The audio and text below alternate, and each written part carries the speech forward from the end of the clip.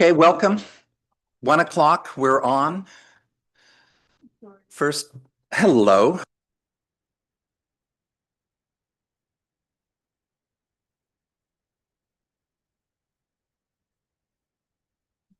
Okay, welcome. First formal meeting of the Community Economic Development Committee, Mark 2. We're following up on the work of the committee from 2021 to 2022. So I'll call the meeting to order and begin with a recognition that we are meeting as ever on the traditional territory of the Sooke First Nation. And the Pacheedaht First Nation also has a portion of our district of Sooke. So we respect their stewardship of these lands since time immemorial.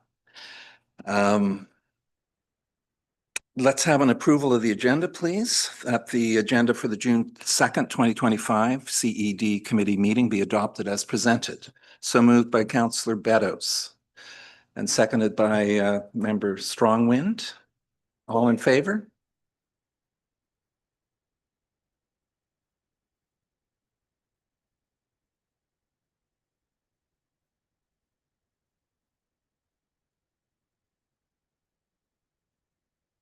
Two-minute opportunity to speak. And we also have Paula Johansson as well.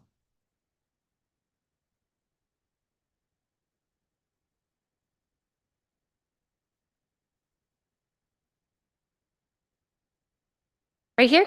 Thank you. Sorry. So I didn't actually prepare anything formal, but I have been speaking to members of council over the last few years and wanted to actually come in and... Oh, yes. My name is Kelly Dunn. I'm a Sooke resident, and I'm the founder and executive director of Amber Academy Youth Fine Arts Society. And the reason I want to speak with the council is, or the committee, is in regards to some issues that are problematic, have been going on for a long time regarding infrastructure space for community activities. And I know that there are lots of people that have probably been speaking to this as well. I don't know if anybody's actually come and made a formal comments on the matter, but our town needs venue space. In particular, we need a place for youth activities, after-school programming like Amber Academy. Harmony Project is in need of space. The performing arts, we have lots of people in the performing arts groups here in the community, and the visual arts community as well. The Arts Council has that tiny little space. We need something that will fulfill not just our needs, but also the needs of several other groups that are looking for space as well. I know that there's the indoor farmers markets people, they're looking for space as well. And I would like to just voice that here, that's something that the council could consider. When you're looking at funding for the arts and for the youth in general, there is lots of funding out there. I've been doing this for 25 years. There's lots of ways to get the money, lots of grants. The problem is the land and the space. And I know that that is a problem for our district to begin with. But as you guys move forward and look at things to improve our community, that this might be something that you guys can take a serious consideration at. Okay. All right. Thank you, Kelly. Thank you. Yes. I think, yes, we'll have to figure out how these committees handle public comment, right. But yes, Councillor Beddoes. Very much. Oh, right. See, I didn't get in trouble over that. There you go. We have a staff member just dedicated to yelling at us about the microphone.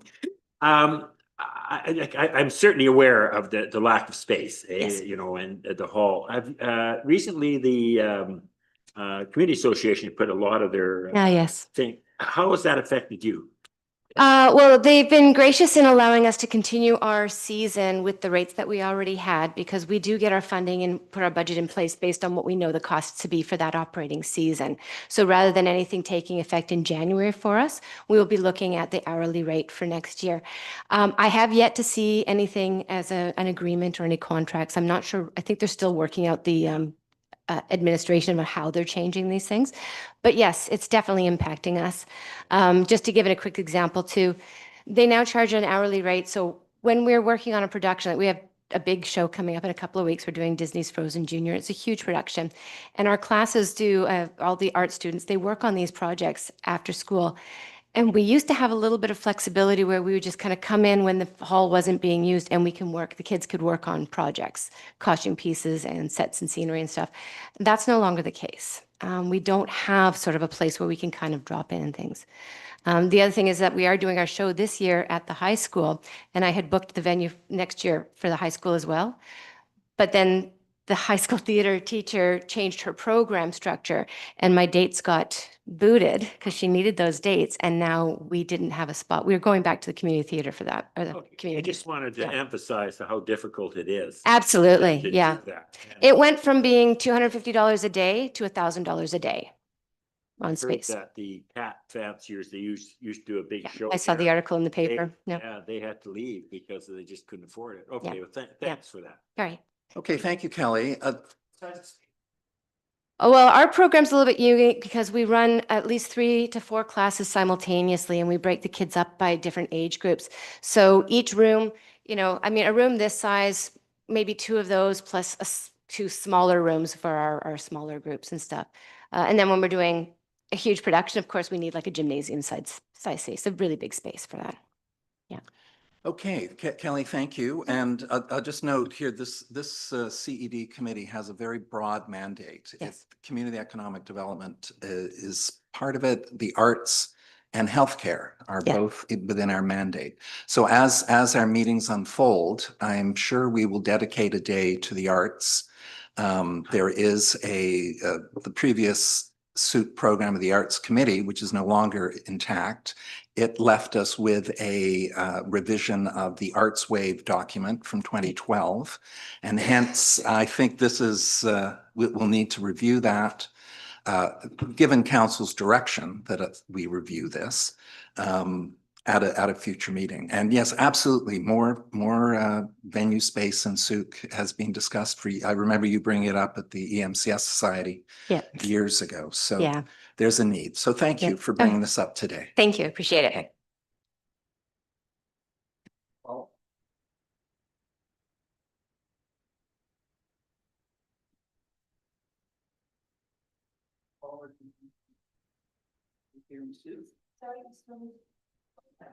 There we are.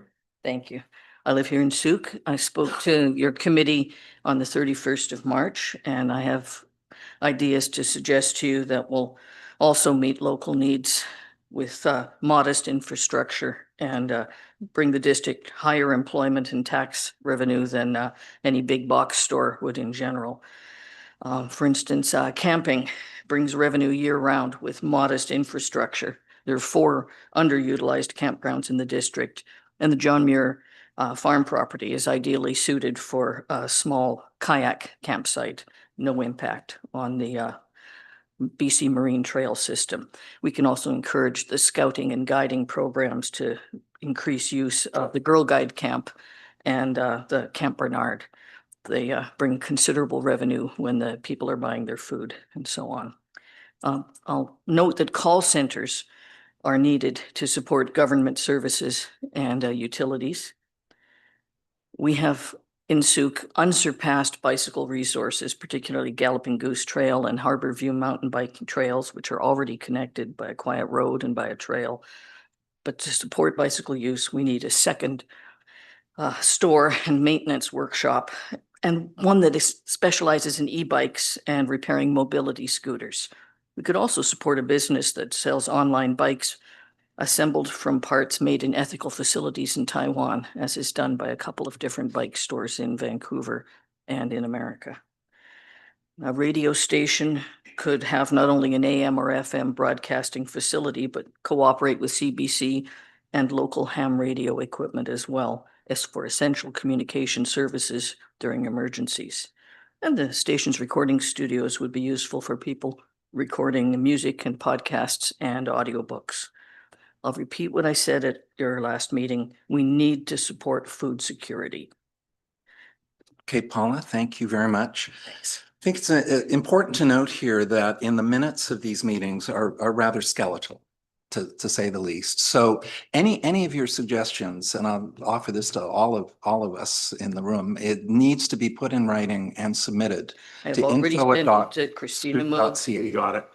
We have received it already? Yeah. Okay, Yeah. wonderful. So thank you. Those are some big ideas there. Lots of suggestions. Yes. Lots of alternatives. Yes. Okay. Right. Any further questions or comments? Clear? Okay. So we're moving into the reports phase, and we're going to have a look at the committee terms of reference. And it was useful for me to welcome. First of all, let's have some introductions at the table, because we have some first. Gwen Fisher with, yeah, thank you. Catherine Strongwind. Tony St. Pierre. Scott here. Kevin Pearson. Okay. Excellent. Thank you. Well, we're into your first meeting. So it was felt it would be a good idea. We did discuss this at the orientation, to have a look at the terms of reference and get a deeper understanding of this committee's role and our limitations and understanding. So will there be a report from a staff member at this point?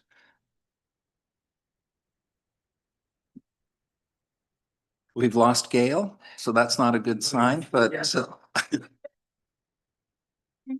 maybe I can take us through the terms of reference.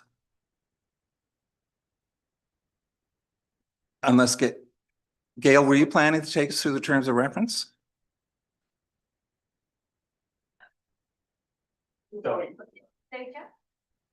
It looks like I'll take charge of this portion of the meeting and take us through the terms of reference. So we all have our binders, correct? I see one binder in the room, two binders, three binders. Okay, that's good. These binders have been put together with great care by Ms. Scott and are entirely worth your time and attention. They do include the terms of reference for this committee. And there it is. Fascinating. The deeper you go, the more you find. Pretty quick. Yes. So this binder does include a number of key documents. It includes the CED strategy and action plan from 2021. It includes a copy of this council strategic plan. It includes the low carbon resilience co-benefits model by which we ideally will be measuring each district action against the 27 co-benefits. And it also includes a rather substantial document from the BC Economic Development Association, Economic Development for Local Leaders. And it has 14 actions that are best practices for any community wishing to dive into community economic development. And I'm happy to say that we're off to a good start on a number of fronts, thanks to Gail Scott and district staff, and the strategic plan for that matter, which has embedded community economic development. So these terms of reference have come down from mayor and council to this committee, and it indicates our authority, our mandate, and the various reporting protocols, the roles and responsibilities. So I think it's worth stepping through the mandate and having a close look at the items that we're to address at this committee. We're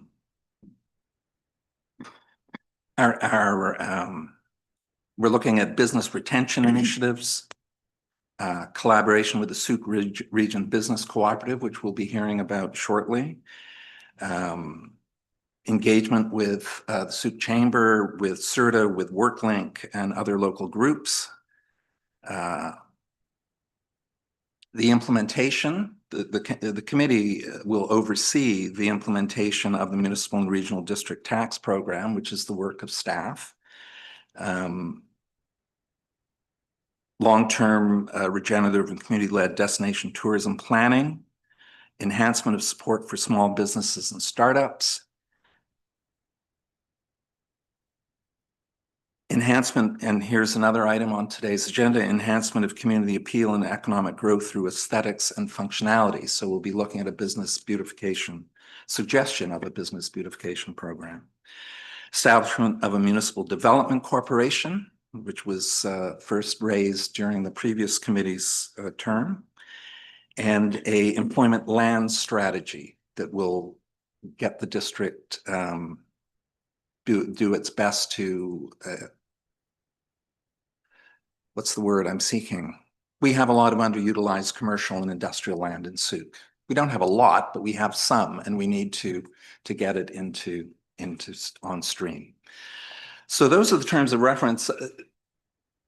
I did review our orientation, and it did very clearly in Ms. Bagnall's report state that we are, as a committee, to act as an advisory body to council. So we will review staff materials, as we are going to do today, that have been brought forward in the agenda.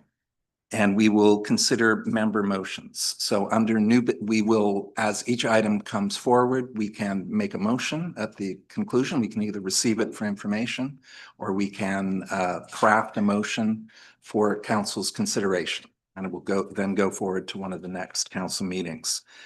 We are also able to make new motions under new business. So if you have any big, bright ideas that you want this committee to consider, that would be the time to bring forward a motion for discussion, and we will see if that moves forward to council.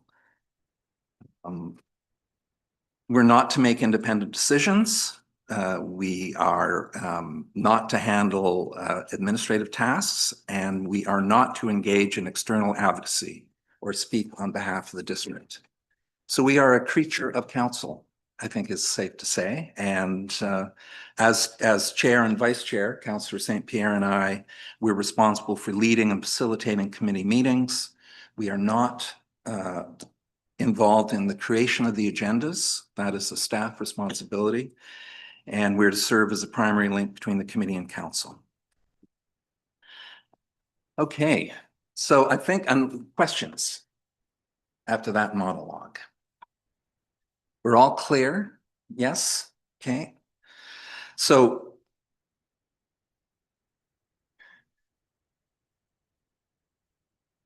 Councillor St. Pierre, you have A question and comment. We had an excellent conversation with Ms. Scott a little over a week ago in terms of what might help the committee, move forward with the work, especially in terms of the mandate. And obviously what we have here, for example, under the strategic projects update is one of the results of that conversation. Basically, the projects that have been prioritized at this point in time that are moving forward we're going to be familiarized with them, so we see where they're at. Some of the pieces, like for example, the MRDT, are sort of moving along fairly reasonably well. If this follows a similar model to strategic priorities in general, we'll try and focus often on maybe 3 priorities at most, 3 big priorities with other smaller things along the ways. I'd be curious in terms of the mandate, how that's going to be handled. Is that going to be through staff recommendations? Is the committee going to go through the mandate and try and identify low-hanging fruit or top priorities? Is this going to be a council thing, and then we actually look over the material? How do we actually start adding to the priorities or discussing the priorities? And I guess that's a question for staff, either Ms. Scott or Mr. Marshall. I'm not really sure, through your chairship. Well, I'll take an initial shot and would suggest that through a notice of motion, we could get council's approval to identify priorities from our mandate that we would like to work on in the immediate future. And as a follow-up, I understand that the employment land strategy is still waiting. And it's been waiting more or less for the OCB, but doesn't actually have to happen. The OCB doesn't need to happen first. And there were comments that it might be possible to move that forward. I'd love to hear on whether or not that seems viable, because my understanding is it could be done at a relatively low cost without necessarily impacting our staff resources in any significant ways. So I just appreciate comments from staff on that. Yeah. So through me to Mr. Marshall. Yeah, through the chair, the land strategy work is will need to be budgeted for. It hasn't been budgeted for this year. We do have a draft terms of reference that were put together a couple of years ago for this work. The existing official community plan does have a clause in there that says that no new industrial land will be designated industrial until this land use strategy has been put in place. And we have had a couple of applications or inquiries about, the possibility of getting new industrial land designated in Sooke. And it has been held up by the fact that we have this direction in the official community plan not to consider any new industrial land until this background work has been done. So this land use strategy would identify where in Sooke this industrial land would be appropriate, how much, sort of in terms of our future growth, what makes sense in terms of the numbers of acres that should be designated in terms of employment. So it is not it's not an amount of money that we just have floating around. It is something that needs to be budgeted for and needs to be part of a budget. So unless there is direction from council to divert funds from one place to another, that's not something that we have as direction at this stage. Not really sure exactly what the report would cost, but it seems like there might be sufficient funds perhaps in council contingency if this was a priority of council. And I guess this would be through to whoever knows what's left in council contingency, and whoever's an idea what this might cost. Is that something we could consider in order to actually accelerate? Because it seems like a bottleneck towards our economic development that could and should be addressed as soon as possible. And it's going to hold up our OCP as well in terms of actually, designating lands. So the work should be done, one would think, as soon as possible. Mr. Marshall? To the chair, Councillor St. Pierre, the new official community plan or the update to the draft does not include a land use strategy. So and is not part of our mandate to include that. Again, we would need a change in direction of council in order to incorporate that. At this stage in the game, we've been asked to look at existing input that's been provided by the community in the last round of public input, and not to reinvent the wheel and open it all back up again and start from scratch. So it is sort of smaller amendments that we're making at this point in time, as opposed to big new initiatives. And so at this stage, without different direction from council, it's not something we're incorporating in the update of the official community plan. Just to One more clarify, question, please. it's not quite clarification. So if I understand correctly, we don't need the employment land strategy before we can ratify the OCP. Okay, cool. That's what I wanted to clarify. Well That's what I done. heard. Thank you. So I think on that point, we will, can we have a motion that the committee, Community Economic Development Committee receive the report, committee terms of reference for information? Okay. I would just like to know what the rationale was for bi-monthly meetings as opposed to more frequently. If I don't know where it came from or whose decision it was, but I would like to recommend that we consider meeting more frequently. Okay, so that would require a notice of motion for council to consider that. In answer to your question, back last early winter, I think. And yeah, I think it's a good point. The committee can have special meetings at my call. So if ever we want to perhaps organize a workshop or a SWOT exercise or an arts focused special meeting, any number of things, we can call those. However, we are on a, as you say, a bi-monthly schedule. It's Councillor Beddoes. Yeah, I would like to support that thought, or not a motion, but Catherine had a good point there. When I first looked at these two committees that we struck, and the land use meeting once a month, and this is every 2 months, I didn't see us getting much done in that time frame. So I guess for me, if we're serious about this, and I assume we are, we got some very serious people around this table, once every 2 months would not be enough for me. So I don't know where it leaves you, if you need direction from us to go to council and say it should be monthly, or you fit it in with, as chair, with all these other things that you can do. But I would support that, that idea that once a month is not sufficient. Scott? I would, yeah, definitely second that as well. I think it would definitely slow down a lot of the process.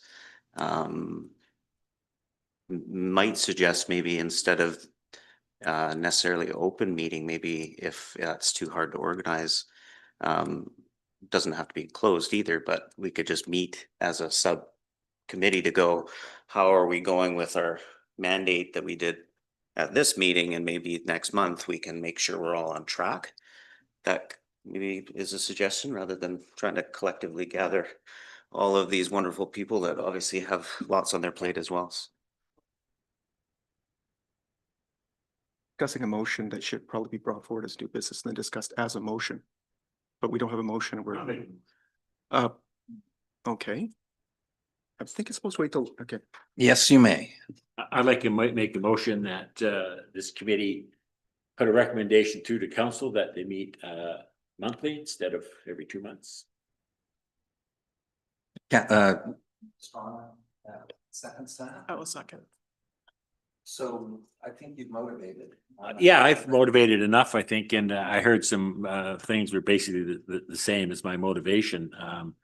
I am concerned that every 2 months that we'll be sitting here a year from now, sort of still discussing the terms of reference. So I'd like to see us hit on a few things, even small things, and at the end of a year that we can say we accomplished something. And I have some new business that I'll bring up that might help soon. Catherine, anything further? Okay. Scott? Yeah. I was going to recommend, and this may be part of what we were just discussing, is possibly hosting a business forum for business. Anybody that owns businesses in Sooke here can come to, I wouldn't mind, I would even host it at Stickleback for maybe 3 hours, where business people can just show up and basically just ask one question, like, what's one thing, not 10 things, but what's one thing that we could do as a group to effectively, help their business. And then all of us can take that information, and maybe it focuses us in directions that we might not even be thinking. So it's just a suggestion I had. It's a good idea. I was thinking of a time from like 3 till 7. If anybody could be there in our group, I could be there that whole time. And Well, let's just a keep, suggestion. park that in the parking lot, as they're called, and maybe we can bring that up a little later today. Councillor Pearson on the motion, please.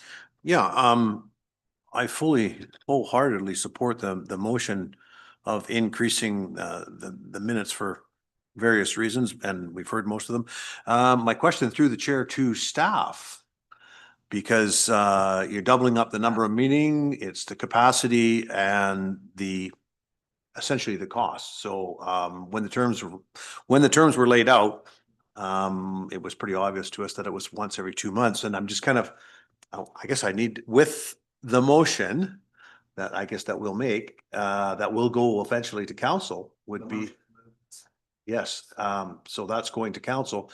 So that report, I would hope, would include staff capacity through the chair to our CAO.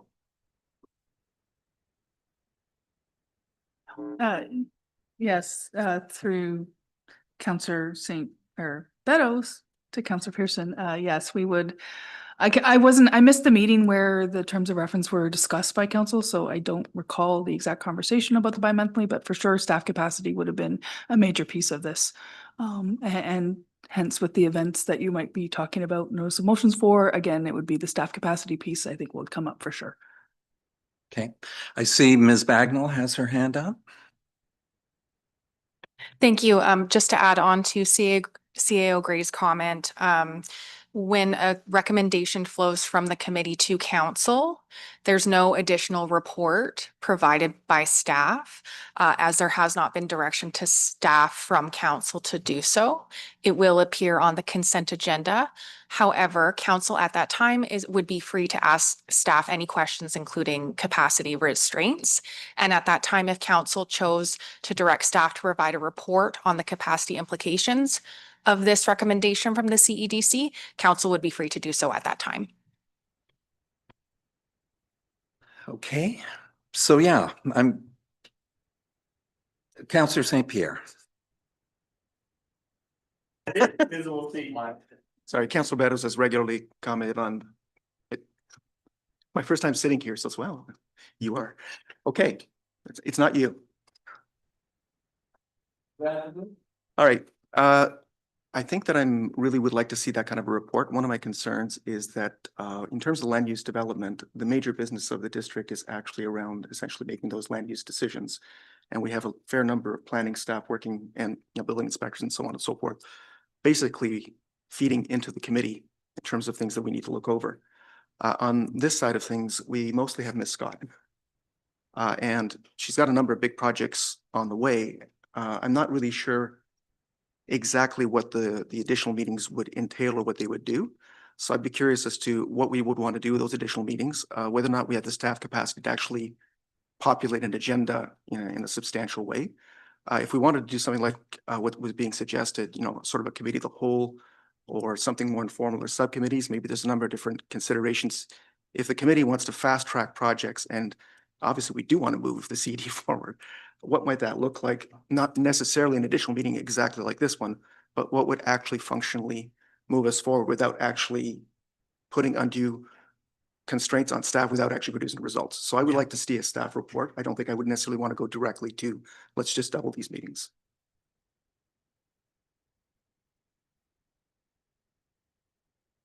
We have a motion on the floor, moved and seconded. I would have one last question, and this follows up on Scott's comment about informal working groups or formal working groups arising from a standing committee. And I seem to recall asking that question during the orientation and hearing that that was not possible. But I will ask this through to Ms. Bagnall. Thank you. Through the chair to the committee, there is a potential to have a subcommittee of the CEDC if that is a recommendation of the committee up to council. However, that would require a staff report as well as the decision of council in order to adopt any extension onto this committee. And would subcommittees require staff support? All of those details would be determined and fleshed out in a staff report and ultimately a decision of council. All right, Councillor Beddoes, final comment. Yeah, I don't want to get too far ahead of ourselves. If this committee, and it seems from the first blush that we wanted a little bit more time, then we go to council. Council gets it as a notice of motion. Staff gets involved, so it'll be a bit of time. But we can work out all these other little details then. If we find that we have more time than we have business, then we can come back to council and ask that it drop to once every 2 months. But I still feel strongly that I'm hearing some things from the community, and which we need to do, that we won't do this committee any justice by meeting every 2 months.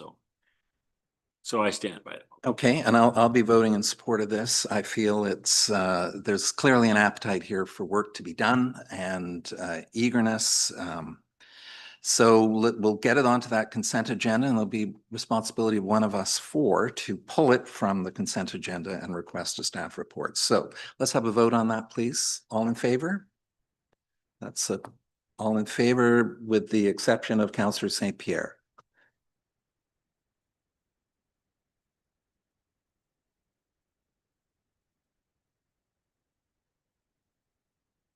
Low-hanging fruit and this rather remarkable data portal that the district initiated in 2022 or 3, I think it is, and it's been updated dramatically since. I think, Ms. Scott, would you like to introduce this? Yes, thank you very much to council. I'm just going to bring this up to date for the new members of this committee in case they do not know about the District of Sooke's data portal. You can access our data portal simply by going to sooke.ca, our community data portal, or sooke.cityviz.ca. This is all in your report. In early February 23, our data portal was developed as a user-friendly mobile responsive platform. We're working with an organization called CityViz to develop all of this. And the principle behind it is Sasha. Sasha, forgive me if I mispronounce your last name, Bogdanovic. And I would just like to introduce Sasha to the committee so he can walk you through our data portal, what we've developed so far, how it can be used for economic development, and what the future of data portals can do for us. There's so many new things happening and new information coming in that I think you'll see after Sasha's presentation, just how valuable this tool is for us. So with that said, I'm just going to tell you a little bit about Sasha's background. Sasha is a seasoned data expert with over 23 years of extensive experience in delivering data products across diverse industries. He works very closely with municipalities, regional districts throughout British Columbia and Alberta. Committed to developing data solutions that empower stakeholders to make informed decisions grounded in factual insights. Sasha holds a master's degree in computer science. He's distinguished himself as a top performer in the inaugural class of the data science specialization offered by Johns Hopkins University and Coursera. With that, I would just like to introduce you to Sasha, and Sasha can walk us through our data portal and some of the new tools that are going to be offered. Thank you so much, Gail, for the kind introduction. And I would like to thank you, the committee, for this opportunity to introduce the data portal to all the members, new and old, of the committee and to the public. So Gail provided a really good background of how it all came to be.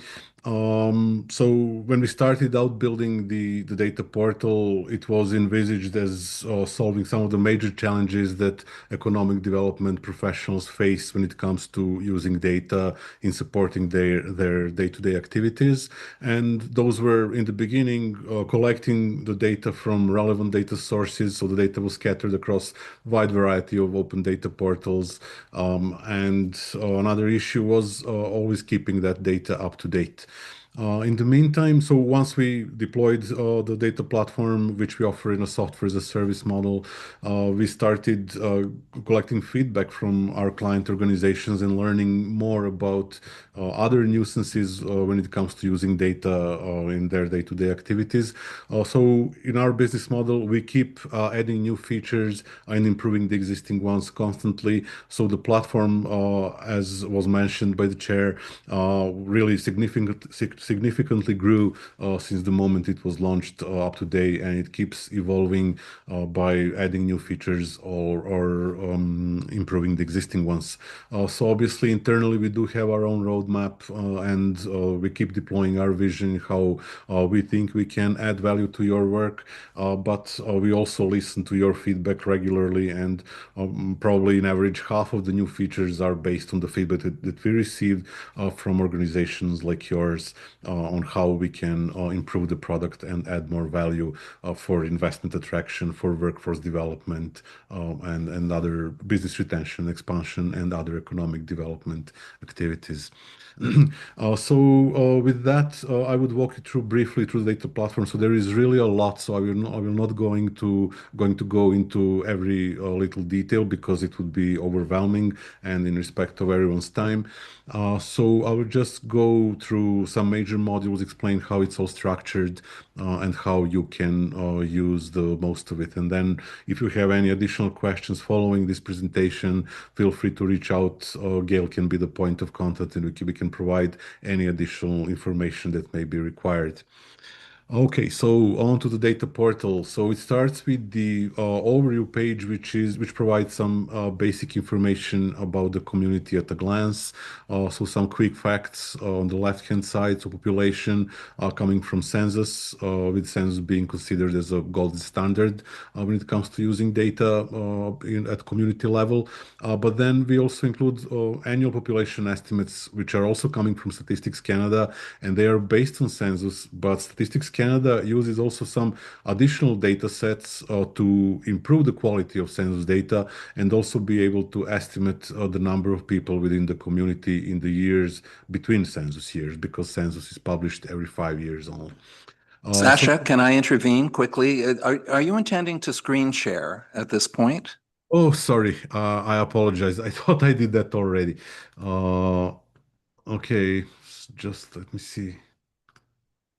Thank you. Thank you for the intervention. Okay, luckily I didn't move too far away. Can everybody see my screen? Hello? Yeah, it's good, Chester. Thank you. Perfect. Okay, thank you. Thank you. Okay, so I was talking about the overview page, which provides some basic information about the community. So those quick facts on the left-hand side.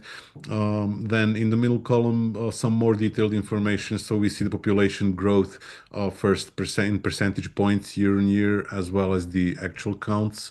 And then some basic information about main industries by employment, and basic household information, including household income bands by income groups by income band. On the right-hand side is the map, which showcases the connectivity and accessibility of the community to major transportation hubs.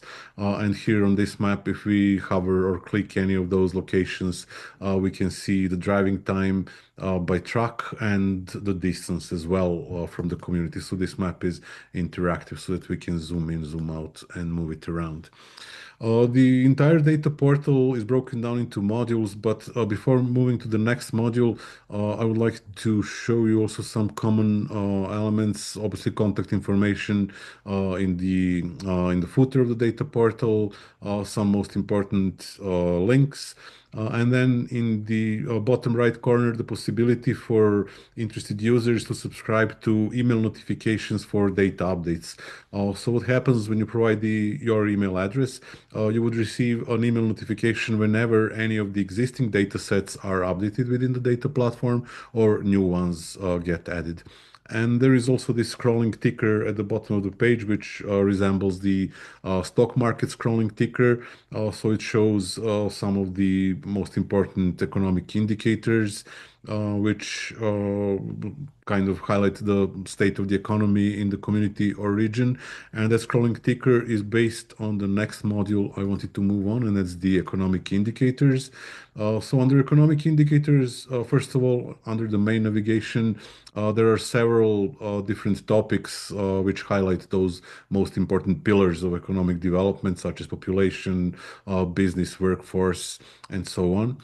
And the dashboard itself features some of the standard economic indicators such as population growth, which is the same as on the homepage, just that here we see the actual counts, the unemployment rate. This is at the economic region level, so this would be Vancouver Island and Coast. And since recently we have acquired more local data, and we will see that shortly, and we will create new indicator for that as well, so that it will be possible to see both the regional one as well as the more local one on this economic indicator dashboard. Business counts, which are updated yearly, and employment insurance beneficiaries updated monthly. They are at a regional district level, so that's for the entire capital census division or regional district. And unemployment rate is also updated monthly. It's also possible to download this report into PDF, Word, or PowerPoint formats, but we can go to Downloads Report Studio, which gives us much more flexibility in what we can do to generate the content based on the data. So, for example, if we, let's say, want to create the workforce-related report, we can select the data sets which are relevant for our particular purpose, give the report a name, for example, a workforce report, and then select the format, which can be one of PDF, Word, or PowerPoint. So with PDF, it will create a static document, which will include all the data relevant for our selection. And it's important to say that you can run any number of these reports based on any topic which is relevant for you. So in this case, I selected several workforce-related ones, but you can select, for example, housing or population, and even mix and match. So this report now contains the data visualizations, which are more or less the same as within the data portal, but it also includes some narrative about the data, so a brief interpretation, as well as the data tables. So the images in this report are print quality, 300 dot per inch, and each table is handcrafted to be practically scientific publication quality. So overall, it's a high quality document which communities use for different purposes to distribute, for example, as an investor handouts or support grant applications even, and so on. So that was the example with PDF. If we go with PowerPoint, it will again pick up our selection and create individual slides for each individual data visualization available for these data sets, and also include the narrative. And it won't include the data tables because sometimes they can grow too long, so they wouldn't fit within the slides. But we have the same data visualizations basically as in PDF, as well as the narrative. Now, with this being the PowerPoint, so it's editable documents, so you can remove any of the narrative which you think may not be relevant and add your own text. And so on. It's also possible to resize and move around these elements within the presentation. So this feature alone saves, if you needed to create a presentation like this, would save typically sometimes even from a couple of days of full-time work, condensed into literally a couple of minutes, where you go in, select the data sets relevant for your report, and generate the presentation like this. And this presentation can be used for the council presentation, for example, or for any kind of purpose where the users need to present the data. So that's about that. Apart from those output formats, it's also possible to download the data in raw format, so in Excel files. In this case, the application prompts you for your email address and other optional details. So the email address is the only one which is required. And what happens then is that it sends the email notification with a download link to the provided email address. And then clicking the link downloads the zip file with individual Excel files for each of the selected data sets. So overall, this feature, this module really provides great flexibility in how users can use data and generate the content basically, and shape it so that it's aligned with their particular purpose at any point in time. And as we keep adding more data sets, they will all show up here in the report studio for users to be able to generate the content and share it with their stakeholders, whether internal or external as well. Then under economic indicators, there are a number of other relevant datasets. One pretty interesting one is the population change. So it breaks down the population. So we look at the population estimates and population projections, and we break it down by gender. So here on the chart, in the chart on the left-hand side, and into the 5-year age groups as well.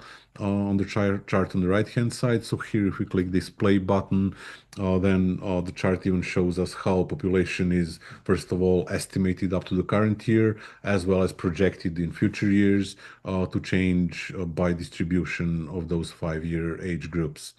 It's also possible to get insights into dependency ratio and number of households, also estimates up to the current year and projections for future years. So this is at the municipal level, so this is for District of Sooke. And then there is the components of change dataset, which partially explains that population change and what are the components which are driving population growth or decline. Population change is, so components of population change are broken down into vital statistics, so number of births versus number of deaths, which are bringing the population down. And then there is the migration component as well, which breaks down further into several categories like immigrants, net non-permanent residents, so those would be refugees or foreign students and similar. Net temporary emigrants, so emigrants would be Canadians moving in or out of the country, interprovincial and intra-provincial migration, so people moving, first of all, moving within BC as well as between the provinces. So all those components which are contributing to the growth population are above zero axis, and all those that are bringing it down are below zero axis. So in this case, it would be only immigrants, so Canadians moving abroad. And I assume that in the next year we will see this number much lower because of people not going to US anymore. But let's not go into that. Okay, another a couple of interesting data sets here and data points, business counts. So this is really super useful to highlight the business landscape within the community. So this is at the municipal level. So it highlights the number of businesses and their change within the community year on year. So first we see positive signs that the number of businesses keep growing yearly. We see the breakdown of businesses with and without employees, and then a number of businesses by size. So here businesses without employees, which make up the majority of businesses, of all businesses, are those that are either self-employed or paying subcontractors. So basically those that do not have payroll. And don't be surprised by the percentage. This is something super common that we see across all the communities. That percentage can vary somewhere from 60 up to 80% of businesses without employees. Then we have insights into distribution of businesses by industry, by high-level 2-digit NAICS codes, and then cross-tabulation industry and size, so that we can see within each industry what is the composition of businesses by size, and then more detailed breakdown of number of businesses by 2- and 4-digit NAICS codes, so more detailed insight into composition of businesses by industry. So for example, construction industry here, if I click this, the chart zooms in, and now we can see if we hover the number of industries into in different categories of construction. Okay, there are some questions in the chat. I'm not sure if they are, if we will address them after the presentation. Okay, I will move on. Workforce related, this is updated monthly, and there are several layers here. So first of all, something which was available from way before our monthly updated regional workforce insights.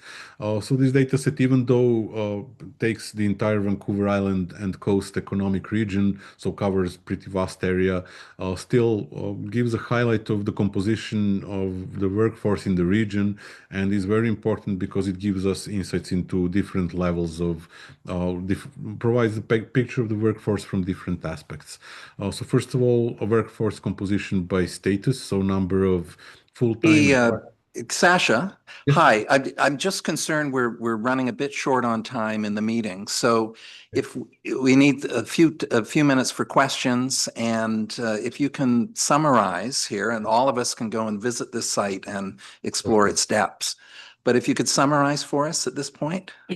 Yeah, so I guess like I don't know, the takeaways would be that the data portal really contains a vast amount of information which is gathered into those several modules.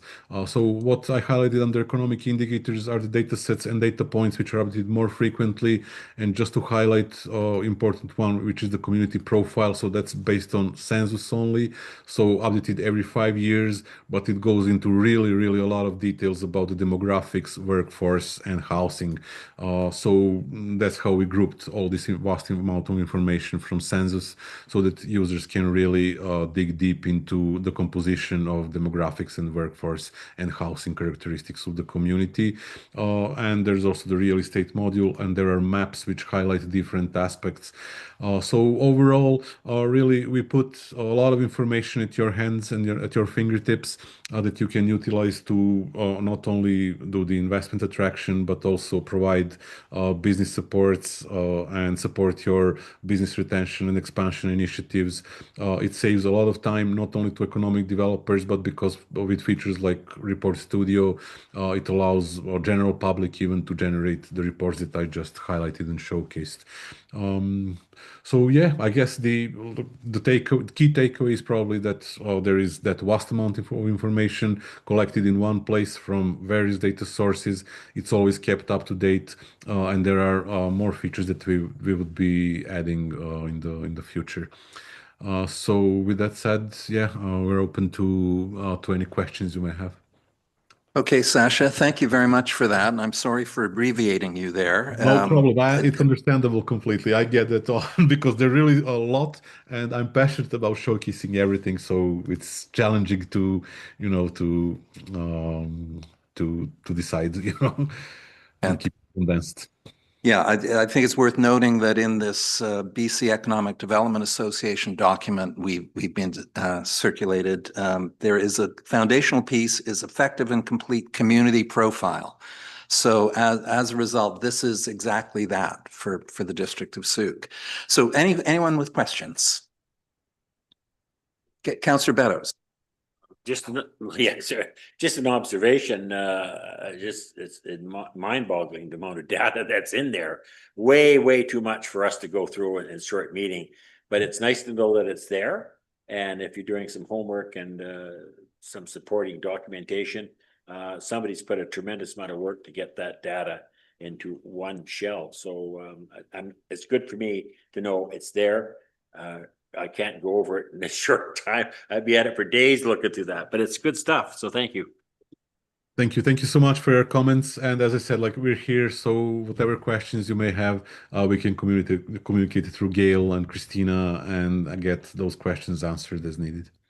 Now, Sasha, you heard earlier we were discussing the employment land strategy, and I understand CityViz has the ability to at least identify in that mapping application those available commercial and industrial zoned lands for quick and ready access by potential investors. Yes, so there are several layers that can be, plugged into something like that. So we already have a lot of information there. One of the modules is also the available commercial listing, so retail, industrial, and office space already available within the community. But we are able to combine these layers and even combine it with data provided from, for example, planning departments such as zoning and things like that. And by combining the zoning and available commercial land and properties and demographics and existing businesses and establishments as well, it really provides a super powerful tool for anyone interested in making the most of it. It can be a market research tool, it can be a policy making tool, so really, I think, amazing capabilities. I had a brief chat with Gail when we met a couple of weeks ago in Penticton at the BC Economic Summit. So we will be continuing the discussion on that and try to help you with that and even work on the module, which will be able to estimate the impact of so economic impact of, for example, adding new jobs across industries. Okay. Sasha, thank you very much for your work and for Gail and Christina for lining this up in the first place. Do we have a extended contract with CityViz at this moment, or how does that work? We have an active contract with CityViz, but additional data capture that we don't have, we're going to probably have to revisit the contract and add a few dollars if that's the way we want to go. And that is something I did discuss with Sasha, so I don't have all that information, how much, but yes, there would be additional costs. Sasha, I just have one question. Being that we have new members to this Community Economic Development Committee, anyone can access that portal, whether you're internal or external to the district Sooke. Is that not correct? That's correct, yes. Yeah. So the advantage of this is any developer who wants to know more about Sooke and maybe is looking at some property, they can go in there, get all the information, be ready to have a meeting. So it's really valuable that way. Thank you, Sasha. Okay. You're very welcome. Thank you. Thank you. All right, moving on. If I can find the right paperwork here.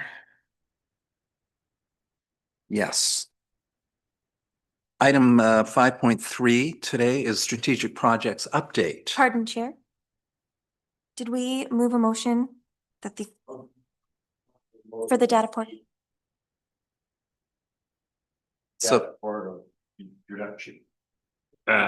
Received that report for information. okay, seconded by Scott Taylor. All approve? Yes, okay. Item 5.3, strategic priorities update. Councillor St. Pierre mentioned the three big items, and here they are for presentation by, I imagine, Ms. Scott. Thank you. Yes, I've only listed three major projects for today. There's many more that I'm working on, but I'm not going to take that much time. We can go over the other ones in the future meetings. The most major project that I've been working on since 2022 was to bring in the municipal and regional district tax, which is also known as a hotel tax or a hospitality tax. And we have today successfully submitted the application. It has to go through a couple of processes. It goes to Destination BC, which actually is the Ministry of Tourism for British Columbia, and they do their due diligence on it. And if they have found we checked all the boxes, they will forward it on to the Minister of Finance with the BC government, which we have been able to do last week. And the Ministry of Finance contacted me to ask if it was possible that we could move our implementation date up from January 1st, 2026 to November 1st, 2025. With that statement alone, it tells me we have checked off all the boxes. So I am expecting to hear from the Ministry of Finance within the next couple of weeks if approval has been granted. And if it has, they are going to ask us to start implementing the tax November 1st of this year. Now, this is going to create extra work, of course. You can't get this tax without doing your homework and doing your reporting and everything else. So because we are challenged with capacity already within the district of Sooke, the best way to probably manage the earlier implementation of the tax would be to contract with, it's called 4VI. It used to be called Vancouver Island Tourism, but they've changed their name because they're now a social enterprise organization. And they basically consult with all the communities on Vancouver Island. And one of the things that they do as a consulting service is work with communities that are just going to start to collect the MRDT. So they've done this for about 9 different communities on Vancouver Island so far. So they're well experienced in how to handle it. And it would require that we would sign a contract for them to help us implement it, get us on the right track on how everything's done. And a portion of our money from the collection of the hotel tax would pay that contract. And it's quite eligible to use those hotel tax dollars for that purpose because it is building the tourism industry. So that said, that's kind of how I've been looking at how we'll be able to manage it capacity wise. Eventually, depending on, and you're going to be rather surprised. Initially, when we looked at this, we're looking at how many large accommodation providers do we have? And we only have a handful. But if you add all the Airbnbs, the VRBOs, and all the motels and everything else that go along with it in our Sooke boundary area, it's significant. And it could generate in the vicinity of 750,000 plus per year. Just based on, because it gets approved, everyone who offers a accommodation will need to comply. They'll need to charge their guests 3% for every night they stay. And that generates, and when you look at data, which, you know, Sasha could have showed you a few things, but if you look at data, you can tell how many nights a year all our accommodators are providing. You times that out by the daily rate plus the 3%, and that's where you come up to about the 750 plus thousand. So all of that said, it's great. We finally Great got news. it, and it's going to make a huge difference for us. I won't go into what the money can and cannot be used for, but primarily the majority of it is to be used for growing the tourism industry. So Really Gail, the- thank you. I think what we'll do is break your report down into 3 components. Yeah. And so if we have questions around this first component, now would be the time to ask. I'm just cognizant of time and we have. Yes. So questions of Ms. Scott, Councillor St. Pierre, Tony. No. Through the chair, I have a question with regards to everyone paying. My understanding was that smaller operators with under, I believe, 3 rooms were not. No, that's incorrect, That's incorrect. Councillor St. Pierre. The correct understanding of the MRDT is that if you had 4+ rooms, you were eligible to vote on the collection of MRDT. And you had to get 51%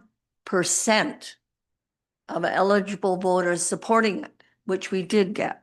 Gotcha. And that means once you've got that majority vote, anyone who offers a accommodation up is required to comply and collect the tax. Okay, so that's why the. So that's always been a misunderstanding that people get confused, but that's how you get your 750 plus thousand. Thank you for clarifying, and I can understand why it would be a big job to actually implement. Other questions or? No, I'll note 750 is the previous report you had 450. And I was being conservative, so And- not to set Okay, expectations. we don't want to get ahead of ourselves. So, and there is also this 1-year tactical plan and the 5-year strategic plan, which is perhaps the reason we're getting such encouragement from the Ministry of Finance. Yes. Because you have the 2026 action plan in place already, and that's quite substantial. Yes, well, I guess I could just clarify this. In order to apply for the MRDT, we needed to do a brand new tourism plan. We had a tourism plan that was dated 2008, and I knew that wasn't going to fly. So we did in 2023 go through the whole process of building a 2023 report, which actually was tabled in 2024. It's an excellent report. If you haven't seen it, it's called the Juan Fuca Regenerative Tourism Plan. And since then, that'll take me into one of my other projects, if you don't mind. Since we tabled that report, within a month of it being tabled, Destination Canada, which is actually Tourism Canada, announced a new program.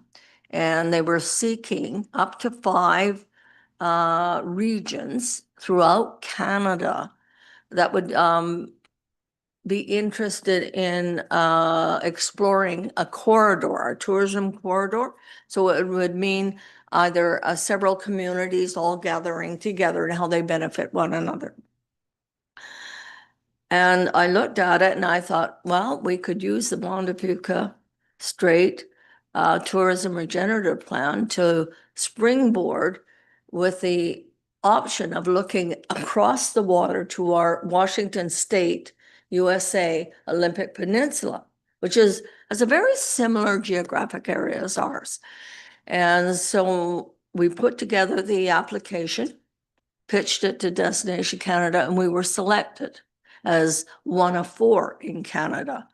And I've been working on that with the consultants and another team from Destination Canada for the past year, or no, I guess it's 6 months. And our report will be tabled in August of this year. It will identify 5 potential business opportunities and funding sources to support it. And I guess a high level implementation plan for those. So the first plan was just describing our territory.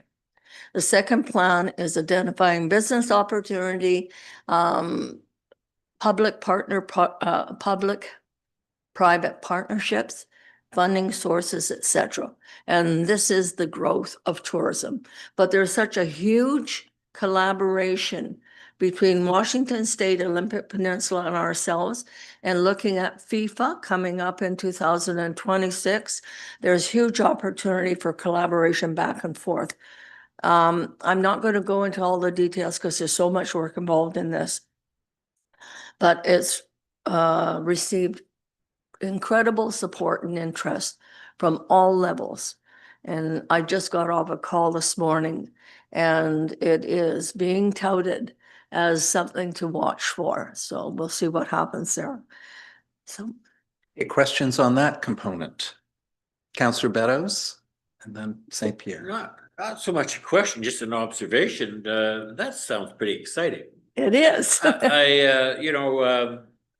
Not exactly keen on Americans at this day, but I know some of that will blow over, and I have a great deal of friends on the Olympic Peninsula over the years, and I know what they have to offer over there. And I thought, what an interesting idea to couple what they have over there with what we have on this side. And if a tourist to get that multicultural, and we are a different culture here. We're trying to tell somebody south of the border that all the time. That's exciting. That's good. I'm glad to hear that. That's it. Just one thing I'd like to add to that. In July of this year, the Pacific Northwest Economic Region is our partner over on the Washington side, and they're hosting their conference in Seattle, and they've invited Destination Canada and myself to present. And they cover a huge territory. Pacific Northwest Economic Region goes all the way from Alaska down to Northern California, and then across to Saskatchewan and down to the states below Saskatchewan. That's a huge area. So we're very fortunate to be invited and to have this opportunity. But they see it as specifically the Pacific Northwest as a opportunity to showcase that we're still neighbors, we're still friends, and we could still do business together. did I see your hand up? Yes, Tony. Yeah, through the chair, with the report coming out in August, I'm assuming that there's going to be potentially different recommendations and different things that this committee might be looking at in terms of how Sooke can actually support whatever we want to try and support. Is that? Very much so. It's Very much. community driven. Okay. And something I neglected to say, and I apologize. It is First Nations focused. We are taking the lead from the First Nations communities on both sides of the Wanapika Strait. There's a total of about 8 different bands or tribal councils along both sides. So there's going to be a very strong interest from the Washington State bands as well as the South Vancouver Island bands and how we work together and how they are going to work together to build tourism across the strait. Okay. And I assume we'll be getting a report to this committee that we'll be looking over in terms of Very, yes. what the district should be doing to support all this. Yep. Thank you. Gwen Fisher. Through the chair, Gail, is this a done deal? Like, is it already decided that we have got the loop, or is it decided, do we find out in August? No, it's, the report will describe what the opportunity is as a cross-border tourism corridor. And so it is, the territory is being identified on both sides. The done deal is, no, you can't say that. What we're talking about right now is how do we ensure the success of all the work that's gone into it? And so a steering committee will need to be struck that will have representation on both sides of the border, and that we're working through the terms of reference right now on. They'll be finished this week. And then we have to identify funding to support that steering committee to implement. Because you can't just put a report out there, many people do, and then nothing happens. We have no intention of doing that. We're going to have the report and we're going to have a steering committee. We're going to have some funding coming in from the US side. We'll be able to take some funding out of the MRDT to support that as well. So that's the way we're looking at it right now. So Destination Canada has chosen this as their destination, or we still have to go? One through of, no, these? no, no, we're one of 4. So we are, There was a news release that went out and identified what the 4 were, Right. and we're one of them. okay. That's, I could resend the news release if that would be helpful. Yes, we were very fortunate to be picked one of 4 in Canada, and they're all excited about it. It's never been done before, okay. ever. Yeah. That's a lot. Okay, one more question on this round, and that's Councillor Pearson. Yes, thank you, Chair. Through the chair to you, Ms. Scott. How do you see the tactical plan rolling out when it comes to funding projects? Do you see it coming to this committee as part of economic development and then it flowing from this committee to council for approval for spending as an example? Yeah. Or endorsement of the plan? That's exactly how I see it. I can't make that decision. I mean, I could go to Chris and say, who I report to, and say, this is what we want to do, et cetera, et cetera. But it's going to have to come through this committee so that you're all involved and decision process is handled in the correct way. Excellent. Yeah. And worth reviewing that tactical plan, the year 1 tactical plan. It has some very specific engagements with Sooke Fine Arts and with the Chamber and the Sooke News Mirror, a whole series of very on point. Okay, finally, noting we're at 2:18, a quick update on the service cooperative. I have handouts for you. We have a brand new, just finished business plan. And I'll talk about the project for you, but if I can hand these to you, Gwen, and you can pass them around. Just to the table here. Okay. The Sooke Region Business Services Co-op is gone through about 2 years of development. The plan you're receiving right now is a financial plan that demonstrates its viability. We're now in the process of reaching out to over 9 selected partners. Partners consist of organizations such as Van City, Women's Enterprise Center, Futurepreneurs, and all the Business Development Bank. I'm trying to think of all of them, but it's all the support organizations that support small business development. So a lot of them are government funded, either federally or provincially. And we've reached out, had conversations with all the ones that we've identified, and there's 9. And all 9 want to be part of this program. The idea behind the program, when I first came to Sooke, I identified we don't have access to any of those organizations right here in the community.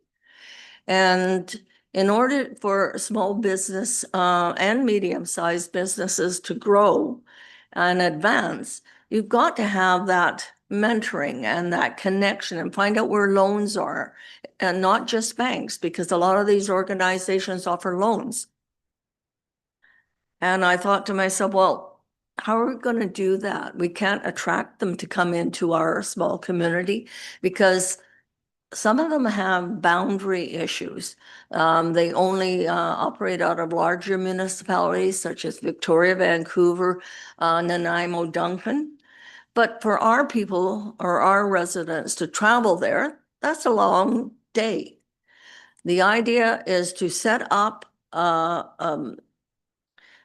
a street level access office, which is going to be located at Worklake, BC, in their new office over on Church Street. They're a partner with me on this project, as is the Chamber of Commerce. So the 3 of us are directors of the cooperative. We'll be able to launch sometime towards the end of this year. People will be able to come through the door, be greeted by a staff person who will sit down with them and say, how can we help you? Or how can we work through some of the challenges you're having? Once they find out that information, they match them up to one of the partners where the service is needed. And an example I could give you is, let's just say it's a woman-owned business like Gwen here, and she wants to expand, but she needs access to funding, and she's not getting the support from the bank. We're able to introduce her to Women's Enterprise Center. She's got a business plan. She's got 2 years financials, and they can sit down with Gwen and provide her a loan up to $70,000 if eligible. So those are the kind of services that we can put together for our businesses. I'm really quite excited about it. This is another brand new initiative that hasn't been tried before in small rural communities. It is being looked at very carefully because it can become a model that can be shared with other smaller rural communities, such as rural island partnerships. They're the Gulf Islands. They have the same issue we do. They don't have access to all of these organizations. So they're one of our partners on this as well. So it's a way to match our local businesses to available services to help them grow, sustain, and answer a lot of questions or help them with business planning, financial planning, etc. Fantastic work, Gail. And yes, questions, anyone at this point, other than a round of applause, always for Ms. Scott. And just the tip of the iceberg of the work you're doing. But these are the 3 primary things on the table at the moment. Okay, so on that note, I think we have a motion to probably receive this. Yes, Councillor St. Pierre is moving that the Community Economic Development Committee receive the strategic projects update report for information, and that the If I may, yeah, that's just receive for information. That was just a plug that if the committee considered any other actions other than receive for info.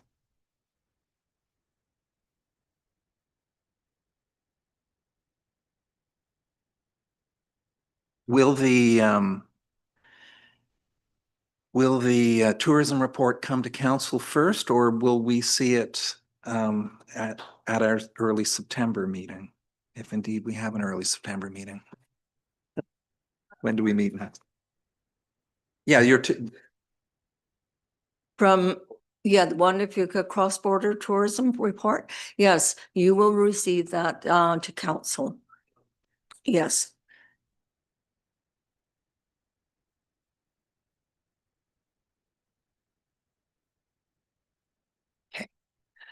all right, moving on to a very interesting item, 5.4, Business Beautification Program Consideration. So interestingly, I think Gail will be sharing the Sooke Chamber's latest shopping and Sooke survey. Or maybe not, but we'll be getting that in due course. And interestingly, its closing statement in the executive summary states business beautification is critical for Sooke. So who would like to speak to this? Ms. Mogg, I believe. You were close, Ms. Mo, but that's. Thank you very much. So today I'm looking to discuss a potential business beautification program for the district of Sooke with you. This is an early stage concept and staff are keen to receive your feedback to help shape a recommendation for council.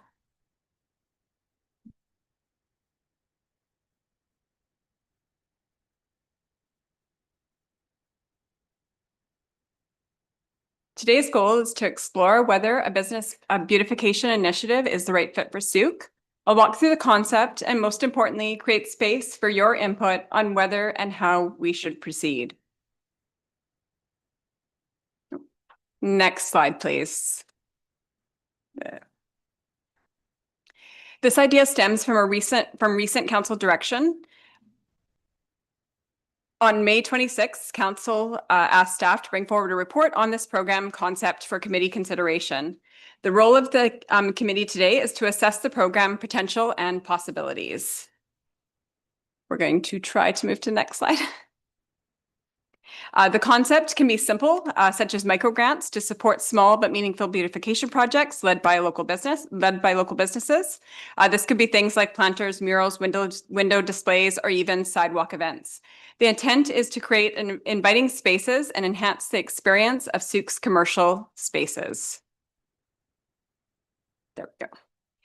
Beautification programs have demonstrated numerous benefits in other communities. Even small investments can increase economic activity, enhance safety and community vibrancy, and build community pride. Collaborative nature of these projects can also foster a stronger business networks. Staff have identified some questions to initiate discussion. This includes assessing the return on the investment, how this aligns with Sooke's strategic direction, and how it could be delivered in a sustainable and equitable way. Your perspective on these questions is key. Something to keep in mind, there are a few ways to administer a program like this. A district-led model ensures alignment with planning and goals, but could stretch staff capacity. A partner-led model through a group such as the Sooke Region Chamber of Commerce is another example as a potential option, or we could look at a hybrid approach in administering such a program should it be the desire of ultimately council. Sorry.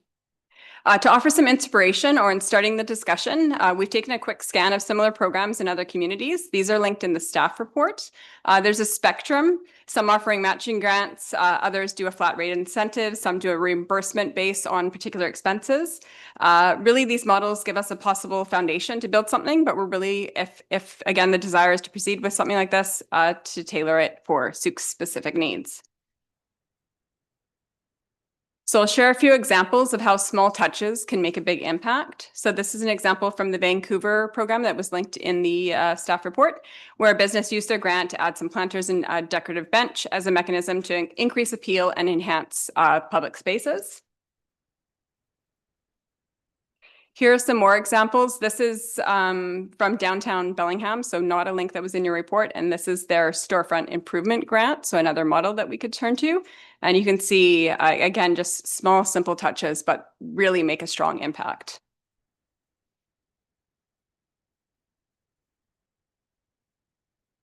And here is an example of a storefront vinyl and activation program in Tucson. So again, another example to supplement the additional links that were provided in your report. This particular program, is an ongoing initiative by the Downtown Tucson Partnership that enhances vacant storefronts with vibrant designs and helpful wayfinding, and offers colorful visuals to deter graffiti and improve pedestrian experience. Their website reads, "Each installation is tailored to bring life to empty spaces while they await new businesses, contributing to a more welcoming and engaging walkable downtown." While different in scope, I thought the concept was intriguing and certainly worth sharing here. And just a couple more examples that I think really just show the power and impact of that storefront shift. And then a couple more there that really lean into, I think, Sooke's arts community, as well as arguably our absent wayfinding system. Absent for now. So if the committee sees value in this concept, the next step would be for staff to develop a draft framework informed by today's discussion, defining goals, criteria, budget, and delivery. We'd then bring that framework or the details back to you for review. From there, we'd look for the committee to make a recommendation for council. And that concludes the presentation portion, and I'll turn this back over to the chair for a committee discussion on the topic. Okay, thank you very much. This is fascinating. And you, in your report, you had quite a number of questions, but let's focus in on these three, given time. So do we, A, support further development of a business beautification program? I think so, yes. That's why we're here. Okay.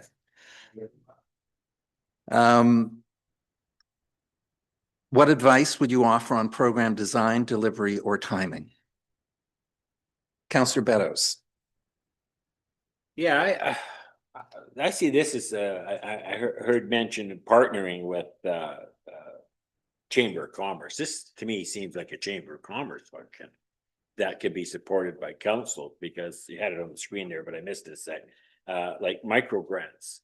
If we make micro grants, it doesn't have to be many thousands of dollars, but it'd have to be some.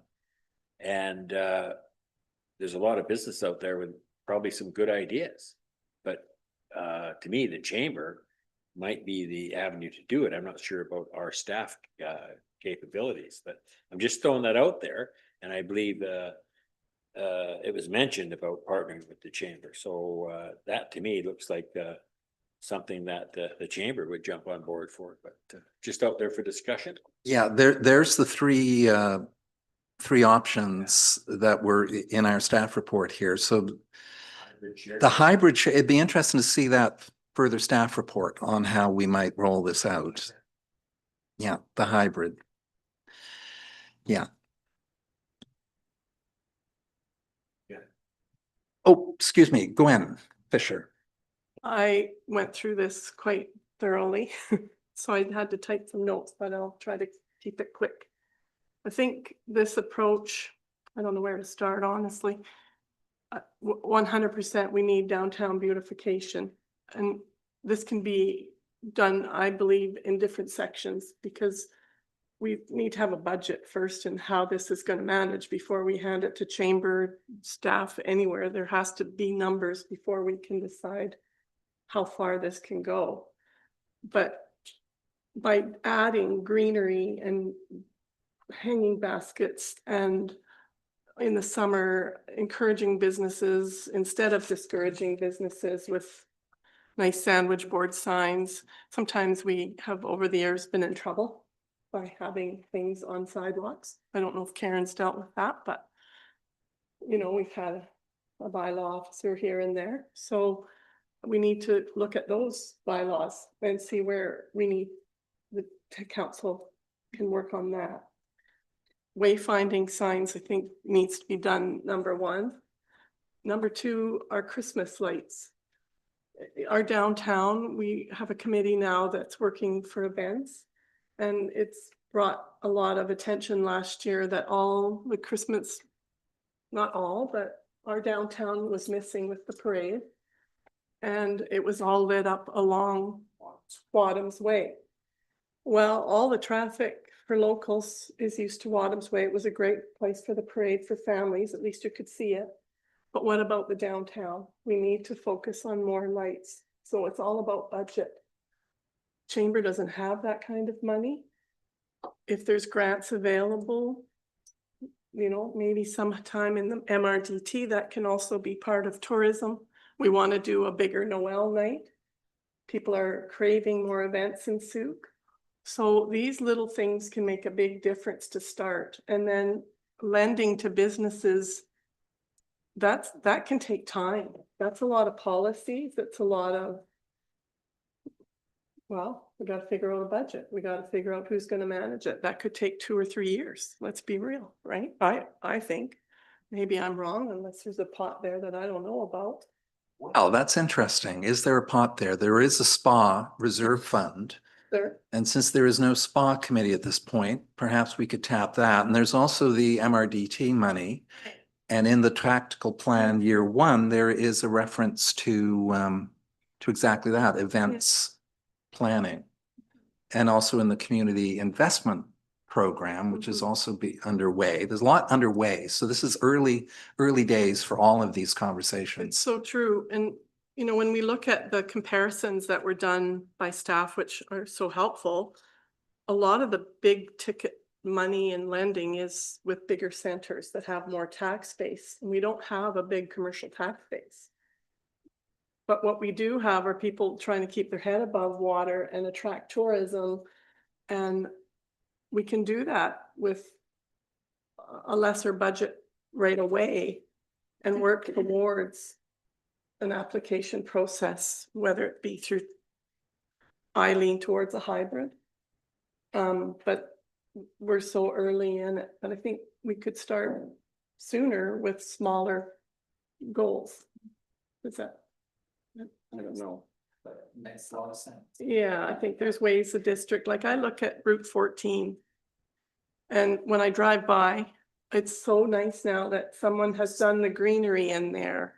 Karen at Sea of Bloom and Francis, they've done a big difference along that boulevard with the, I don't know if it's the district that did the planters. There was the boat, there was the, just that whole mall has spruced up. Those little touches, we could maybe encourage businesses somehow by doing it. I think we could really make small changes that make a big difference to start instead of waiting a year or 2. Okay, thank you, Gwen. Scott? Yeah, I think one area that we could look at as well, and I don't know if it really fits, but it is purification of Sooke, is identifying ocean access points. And then making them better access points. You know, just take the access point of my place down by Stickleback there. That literally could be an amazing landing zone for anybody that wants to come to Sooke and get on the water, and it's really not. It's Prickle Bush City. I have to sometimes direct people because they think they can't even launch there. And it's for obviously non-power boats, which it should stay that way. But it is a great access point, and we're talking about tourism. It's a great way to draw people from Langford and other communities that don't maybe have a space like that. They don't maybe want to get on the lakes that are in Langford. They want to get on the ocean. And it's a great way to bring people into our community because we are, you know, it's a jewel that we have that I think we're not utilizing enough to showcase. Not only locals would, you know, obviously benefit a little bit more with access to the ocean, but definitely I think people coming to the community, and then it just makes our community that much more beautiful. I mean, Whiff and Spit is a great example. You know, years and years ago it was overgrown and it was just a parking lot, and now what you guys have done with making that a beautiful stop for people to get to. I think we could take that same template and maybe look at other areas that are connected to Sooke. There's at least 5 that I can think of right now that are great access points that are underutilized. So. Can I add to that, or if I spoke too much? No, I guess I just got. Microphone, please. Hard stop at 10 to 3, because I know everyone's busy unless we go to 3. Are you okay going to 3 o'clock, all of you? Oh, yeah, Okay, we'll go to 3 o'clock I just, and then we have, we'll throw to Ms. Moog. Why is that? Moog, synthesizer. Okay, you can tell this has sort of hit a passion for me. And it can make a big difference. I'm not on the main drag, but I have a lot of clients, like Scott said, that come in and they're like, where can we have a picnic lunch? How do I get to the beach? I didn't know that we could go down to your parking lot. I had no idea other than to go for lunch or to go kayaking with your company. I thought it was private. You always think Microphone, please. They always think when I go walking over to them that they're in trouble because they're about to launch a boat and they don't know where to go and stuff. And there's a little tiny area in the prickle bushes that you can kind of direct people to. But yeah, having the ability to market the fact that we have these access points and then 100. obviously having them useful would be easy. So. worth noting that in the Parks and Trails Master Plan, there is a list of, I think, maybe 30 different waterfront access points, many of them overgrown and underdeveloped. So that plan is undergoing a midterm review later this year. So that'll be an opportunity. Now we have a speaker's order, Ms. Moog. I'm not going to bother anymore. And then Catherine Strongwind and then Tony St. Pierre. Thank you. You actually brought up one point that I was going to mention is the Parks and Trails Master Plan, and to the point on Waterford and accesses, that is a spot there. I will.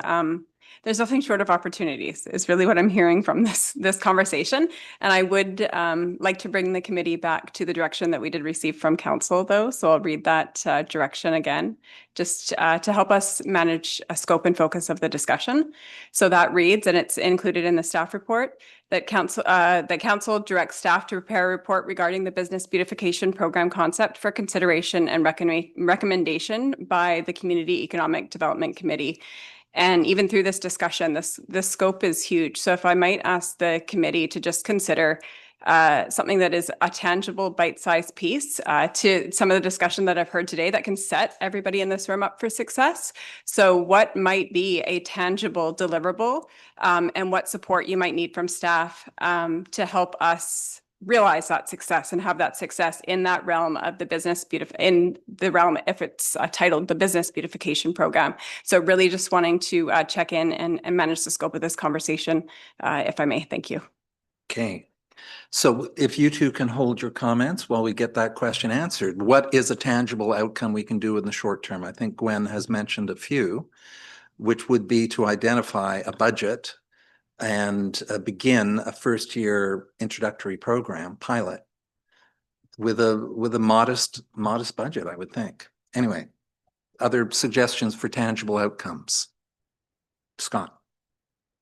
Yeah, I just wanted to again reiterate, I think a small opportunity is to identify those oceanfront places and then really probably not a lot of support in terms of creating good opportunities for those places to be beautified a little bit. And I think that would be a great impact, not only for the Sooke community and the residents that are here, but it would also tap into the sort of tourism opportunity of, again, drawing people in our community. So, yeah. Yeah, I'd like to expand on that. I think a small win for even just that one that you're talking about, because I've seen it hundreds of times and I think people think it is private property, is signage, a public, and that's not terribly expensive. Well, everything we do is expensive.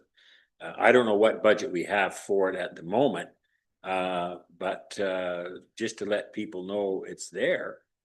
Because they don't, and that's our local people that don't know it's there. So if we could spend some money on a bit of signage, and that's one small little winnable thing. If I saw a sign down there, then I thought that my 2 hours or 3 hours that I'm spending here, it's got I want to see something tangible, and that's one small tangible thing that I think could work. So I don't know how you implement it. Staff could tell me that. Okay, we have a number of people here wishing to speak, so okay, Gwen, Tony, and then Gail. Signage is huge and it's part of the Parks and Trails plan. So if we're gonna go back to downtown beautification, which is what this is about, right? That's outside of, I agree 100% signage. We brought it up at tourism, destination, strategic planning. How do we beautify the downtown? We have, we need more hanging baskets. We need lights at Christmas. What can we be given for a budget for that? And who's that's where I think we can start. And then, as you say, as we know in the future, whether it's through business development, because some of these communities, the funding isn't through the district. They help them find loans through the business development bank and things like that. But if it's about the downtown beautification, because signage, I think, is going to be under trails, right? Is that what we understand, Christina? Thank you for the question. So we're actually putting together a signage program. I'm working on it right now. So it is under development. It is I will caution, it is a massive undertaking that you need to be thoughtful and strategic, and you look at the locations. It's not as simple as putting a sign in the ground. It's as much as, I think that's oversimplifying a little bit. So I do need to caution and manage some expectations there. But we are putting together a signage program that is a deliverable for December 31st, 2025. So that is more to come on that, so that we can do it thoughtfully, we can do it sustainably, and so that we can do it across the entire community. So I respect and appreciate, we can look at individual sites sometimes as a one-off. When we look at the system as a whole, that can present some greater challenges that we want to make sure we're doing it and we're doing it right. So.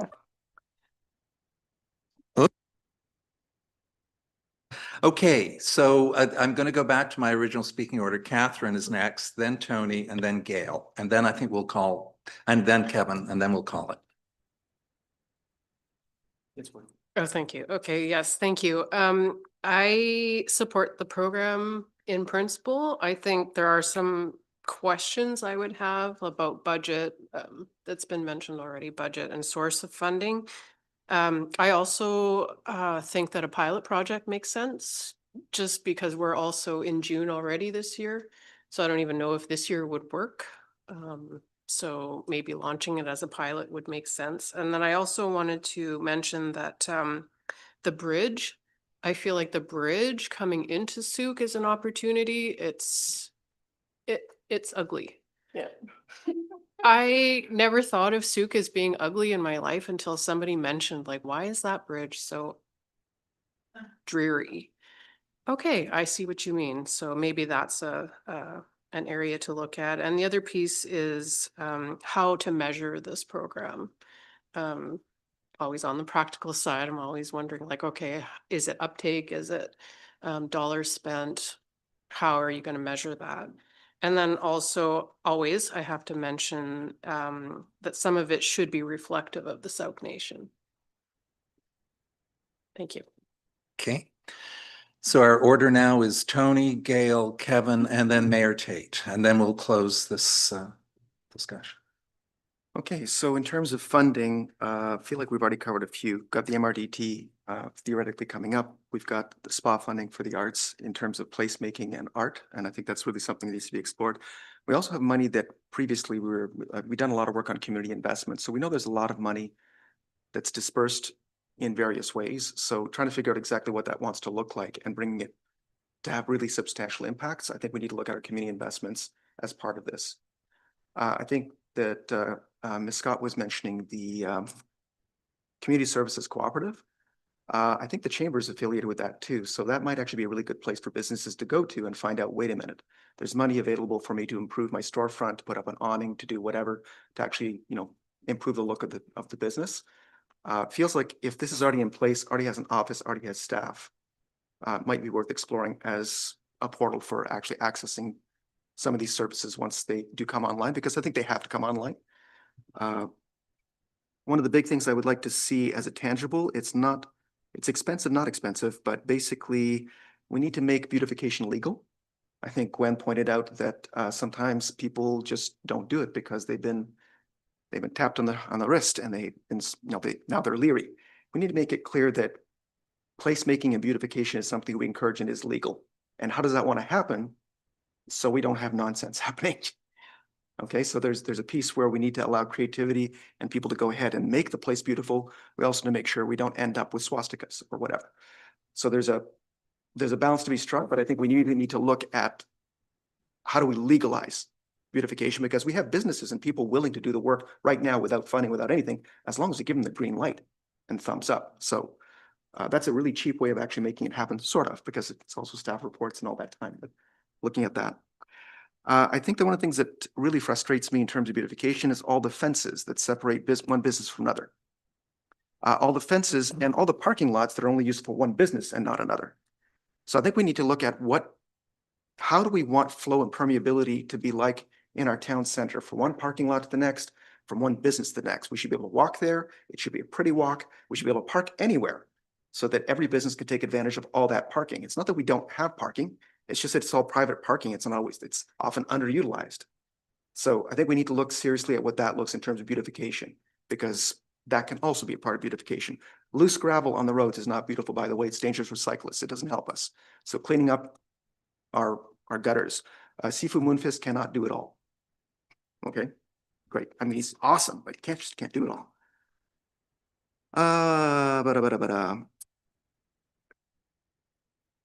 Traffic calming. I think we need to look. Greenery will also act as a traffic calming measure. It helps in all sorts of ways. So we need to look at actually, in terms of that placemaking, traffic calming, benches and picnic tables wherever we can put them. Whenever business wants one, we should be encouraging that. There's more, but we don't have a lot of time, so. Thank you. Very good points, all told.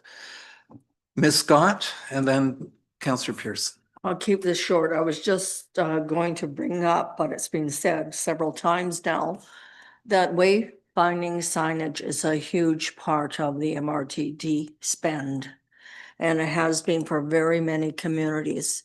All communities know that they were lacking inappropriate signage or signage that would attract people to certain spaces. So keep that in mind. Obviously, we have that on our radar, that when the MRDT does come in, but it'll take a few months before we see our first check. It probably won't see our first check until 2026. But wayfinding signage is definitely an eligible criteria there. You mentioned earlier, Jeff, the Shopping in Sooke 2025 report by the Chamber of Commerce. It is here. I was going to copy the report for each of you. However, I stopped because Christina says I'm cutting trees all the time. And so I thought, well, you can go online or I can send you the link rather than me have to print them out. There's other types of reports that I can also send you links on that'll bring you up to speed on a few things, okay? So that's all I really had to say on it. Thank you. That's good. Now, Kevin, and then Maya Tate. Yes, thank you. And thank you, Ms. Moog, for the sparring the conversation. So I really support like a hybrid model, considering we have a downtown building scheme now in our, and I'm going to say it's in our design guidelines somewhere there. So I think we need to be encouraging what we already have. I think as a district, beautification comes from leading by example, and we're doing a good job with our town, with our traffic circle and the grass around the sides. I think that Seafood Moonfist keeps it cut. I think that making suggestions and writing letters from this committee to Department of Highways, get that bridge painted, because my wife said the exact same thing as you said, like, can't you do something about that? I said, yeah, I could do something about that. But I also think that involving the youth of our community in a way that says, you know, what's the best looking business in Sooke? Where's the best place to buy a candy? Where's the, like, I don't know how that looks as a metric. And somehow we have to share successes where somebody's done it. Like we need to put in place a communications budget to start sharing when somebody has changed it, because it will be incremental in the beginning, like, you know, a nice bench, and you saw some minor changes on that presentation that make places look more habitable or more welcoming, whatever way it is. So I think there's lots of things in there, and budgeting, allocation, and if we're serious about it, that's got to come to council to say, is this something that we want? So anyway, that's it. Comments? And yeah, go ahead. Well said. Christina M., as I will ever after call her. Thank you. And just to the comment on funding, to maybe provide a bit of a greater frame of reference for this conversation too. So I recently presented to council on the idea of a community investment program, which is bringing a united front to all of these initiatives that are really community facing, in some cases, community driven as well. So this is one of the sort of branches under that program that we're looking to refine. What we've done historically in Sooke is really take an ad hoc approach to developing what we are now calling a community investment program. That's yielded over time an investment of $1 million in the small town of Sooke. When I did a very brief scan of the types of investment we're making investments in that program that are equivalent to cities such as Vancouver. So what we're doing through this work and through this conversation is hearing more about the what. What is the product? What is the service we're looking to provide to the community? And then staff are going to take away, how do we put together a bit of a creative funding model? We have some new opportunities, as you've heard today, coming online. So there may be some potential to move some of those dollars that we've already identified in our existing budget around. So I believe it was Ms. Strongman's point earlier, we are looking to bring this forward as a part of the 2026 budget 2026 budget deliberations. So, but this is certainly, there's a lot to talk about. There's a lot that it takes to really define that tangible what, so that we can, again, set ourselves up for success. So thanks for the conversation today. Mayor Tate. Thanks, everyone, and thank you for your time and your involvement on this committee. I'll just share, like, we are restricted by the Ministry of Transportation. So I hear the comments about the bridge. I mean, I wrote them letters to just even asking them, at a minimum, can you power wash it and clean it? And clean the rails sometimes? Like, I have to write letters for that. And when I raised the idea of painting it once, yeah, the look was something. I mean, but if they painted it red, it would probably be the most iconic photographed bridge in the province, but they won't even wash it. So even as business owners, writing to the ministry and our MLA directly, it helps, rather than one letter coming from the mayor asking them to pressure wash the bridge. I mean, that's how ridiculous it is. And then with the Santa parade, they basically said, full stop, you are not shutting this road. You have to divert it. And it was always the case of when an alternate comes available, then you use the alternate. They were not helpful in terms of the district even getting a highway use permit, because they did not want the parade to close the highway for 2 hours. So we built out Wadhams. It was like, you finally have this road. You now have charters as a viable, so no more, like, move it off the highway. So, and I'll also share, over the years, on at least 4 occasions, the chamber has asked us to move the parade, the time, the location, because of the impact on local businesses. So last year was just interesting to hear from the chamber that it was somehow perceived as a negative to have the parade on Wadhams, when all this time it was always with opposition. The date doesn't work, the time doesn't work, move the date, move the time. We moved it tonight, that's not good. Now you have to shift the location. So we were doing our best, but it seemingly, in order for the safety of pedestrians also that are moving and walking between floats, that is a paramount to the district, is the pedestrian safety. And the Lions have been an excellent partner. The chamber was once a host, did this, and then no longer wanted to do it. So, you know, I hear what you're saying, but just collectively over the years, we're doing the most that we can here. And then, yeah, it just all, even with what we're doing in the town center, we finally got, after years, and Councillor Pearson will remember this, to even get the roundabout done. the sidewalks done, street lights in, it's considerable work from our staff to get them to agree to even that. And it took a lot of time, but we finally got there. And then we're able to extend the sidewalk down to Ed McGregor. But it's not without climbing over a massive mountain to have the smallest thing done. So I'm just giving you the practical perspective. Would love to do it, restricted by the ministry. They don't want anything to happen on their road. So then we have to keep pushing all the time. But I agree with you. The bridge is ugly and it's dirty, but they won't even wash it. And then in terms of this particular item, I'd be curious sometimes to hear, like, why would businesses with storefront not decorate their storefront? If you want retail level storefront, there must be a reason why you want that, or you wouldn't have it. So, you know, and I'm in support of the beautification program, obviously. And then in some cases, I just sort of wonder, like, you have storefront, this is ideal here. And then in some cases, just from others, it's just understanding when businesses are open. Not everyone lives and works in Sooke all the time. So it's those that commute in otherwise that want to visit places and can't because they're shut. But we can always appreciate your help when it comes to the ministry. I'm tired of writing them on the most basic things like pressure washing. And then, yeah, I'll just leave it at that. Okay, thank you. Maybe a motion will arise one of these meetings about writing the ministry about painting that bridge. And get council support behind it, and we begin to certainly get the Sooke engaged as the first contact point for how that bridge could be painted.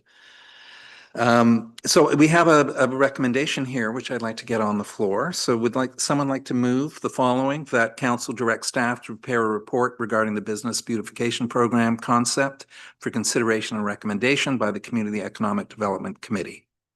Councillor St. Pierre and Councillor Pearson. And I don't think we've got time for comment, but we're all ready to vote. All in favor? That's unanimous, I think. Yes, okay.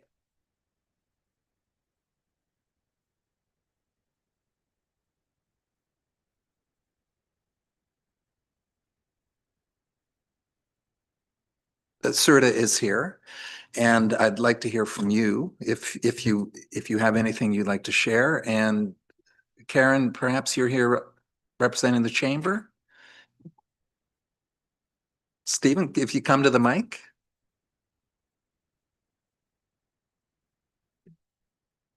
My name's Stephen Eckert with President of Serta. Work closely with Gail, and it's so exciting to see what she's done. We are working really hard to make sure that we are a presence in the area for tourism. We have Gwen as a board member, and I think one of our main goals is to bring businesses and the community organizations together as working closer with the museum, working closer with the Chamber of Commerce, and how can we not double up on organizational work such as signage and that kind of stuff. So we feel like a lot of organizations where we're all just kind of scraping by, and with this MRDT, there's just so much opportunity coming up here within Sooke, and the opportunity is just endless, and it's very exciting to be a part of. I didn't have anything prepared. I just wanted to hear what was happening. And it's very exciting to hear what you guys are all talking about and working on. Okay, thank you, Stephen. Okay, Karen, anything you'd like to share? Just to say that it is exciting to hear that this is all happening, because you're working your business and you're not connected to all these people, so it's very helpful to know that this is going on. Heritage Row and your block party? Yeah, we're planning our block party again in August, and it would be nice to find some funding somehow because we all scraped together. We wanted to spend as little as possible. So we all spent about $80 to make that happen. And the amount of people that came and said, wow, this is amazing. We want to see more of this. So we want to make it bigger this year. So we're trying to find some other, some entertainers, different things. So yeah, we're going to maybe talk with Gwen, and I've been talking about it, trying to get some funding from somewhere. Yeah, so I think Rebecca's in talks with you, right, Gail? Yeah, so yeah, just more things like that. And yeah, the beautification, of course, is a key in the ocean. Like it's all sounds great, what we need to do. So I'm happy to be here and listening to you guys. Okay. Thank you. Okay, Scott. Yeah, I just wanted to throw out there because it sounds like a lot of us are thinking the same way. Maybe if we can't add another meeting in with the way we're going. I had suggested earlier, and maybe I'll explain a little bit real quick. I was thinking that we could have a sort of like an open house with business owners. I was thinking of a date of June 24th. My restaurant's closed that day. We could use that, and any of us could be there between the hours of 3 to 7. I could be there the whole time, and basically just interacting with these business owners. And I don't think we do that enough. I know the chamber does, and I know that CERTA, and I'd love for you guys to be part of that. But this would be an opportunity for us to ask that one question, like what specifically for your business, just one thing that we could do, and that we might get 10. One idea about that's really focusing us that we weren't even thinking about, that maybe 10 other businesses suggested that we look into. So it's just an offer that I'm throwing out there. I had thought, one of the Tuesdays in June from about 3 to 7, people could just show up anytime, have discussions. Any of us could be there. You're only there for an hour. I could be there the whole time to just represent. And it just gives us, again, a bit of focus. And maybe we're not listening to the full gambit of Sooke in that sense. So this would at least give them a voice to at least send us some suggestions maybe. So just something I'd offer the group. That is an excellent idea. I don't know about the timing. It might be a bit quick if we're to, things move at their pace here. I don't know. Who do you see organizing? Would this be the chamber working with the district, or Yeah, how do you see exactly. it? I think the chamber and maybe CERTA could get it out to the members that are part of their Yeah, members. sort of. Maybe council could throw something in the paper recommending that that businesses just stop in, voice their opinions on where they would like this committee to go as well. And at least it just gives us an opportunity for suggestions that we might not be thinking about.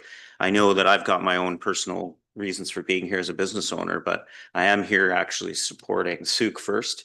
And if there's some ideas that I'm not thinking about, maybe there's an opportunity for us to engage that way. So Through me to Council CAO Gray, do you any thoughts on this? Is this within district's wheelhouse to coordinate with the chamber, or? Through the chair, I mean, I guess it would just, if that's what the committee would like, and I guess I'm curious on the timing of then getting on a council agenda for support for council to do that procedurally. And if it's just a matter of helping promote an event, we do that for lots of initiatives. So no major concerns there. If it's developing all the materials and Q&As and all of that, that definitely would pose a different question, and its capacity to have that done and communicated by the 24th could be a challenge. Okay. So I think that would be worthwhile to have a motion on the subject, but without a date. So what will that motion look like? Let's craft it together. That the Community Economic Development Committee recommend to council Host an open house. to host An open house at Stickleback. Some date. out a TBD date. yeah, and I think we want to give enough time throughout the day that entrepreneurs can get in there. So there might have to be a sort of time frame of the 3 to 7. 3 to 7 really maybe, or good. something like that. But Yeah. Are you going to help craft that motion? Okay, good. Yes, please. Sorry, would this not be a notice of motion? that we would bring forward?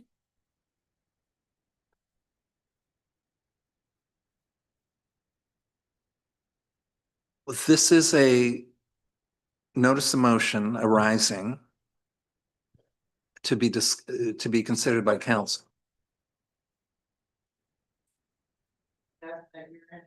Now, the date of the next committee meeting, in which case you'll miss the Yeah. date question. So business arising. If I may clarify, this is a notice of motion. However, with unanimous consent of the committee, we can proceed as a motion on the fly, but this is a new item. So let's get that motion on the. So if I may just confirm, do we have unanimous consent that no committee members?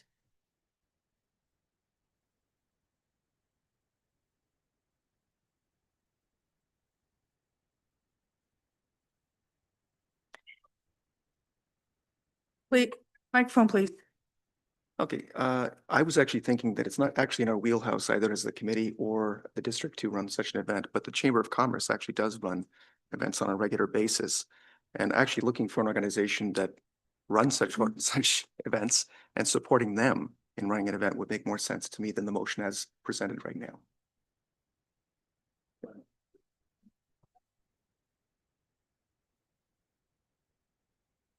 The chamber does a breakfast meeting. Maybe we could get involved with that. They offer it. It's a brainstorming session for businesses. Like Stephen said, pulling the groups together is how we all stay communicating. So they already have a format. I mean, we could talk to Deb or. So can we leave it in your hands then, the chamber and Serta and Scott, to coordinate an event of this I think kind? we could. Yeah.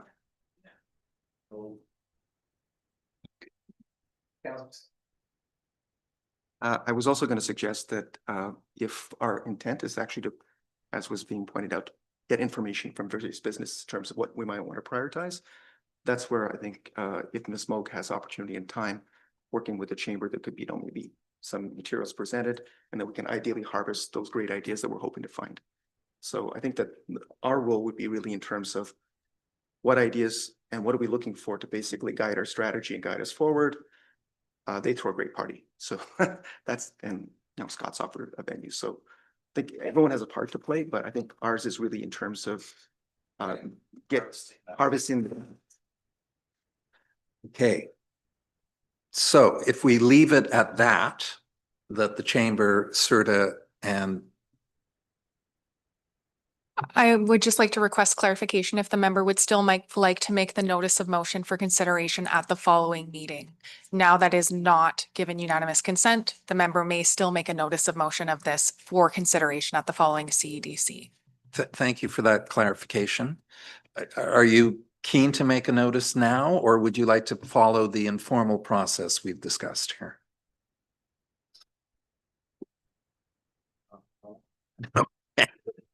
Why don't you three huddle after and figure out a date and then connect with Christina M.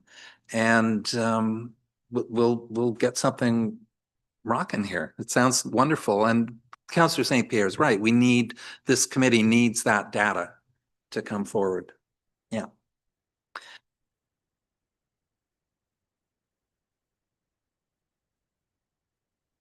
Quarter after 3. So we normally would have time for a roundtable. We don't really. So on that note, let's call adjournment. That the June 2nd CED committee meeting be adjourned. So moved by Councillor St. Pierre, seconded by Member Taylor, Scott Taylor. Thank you very much.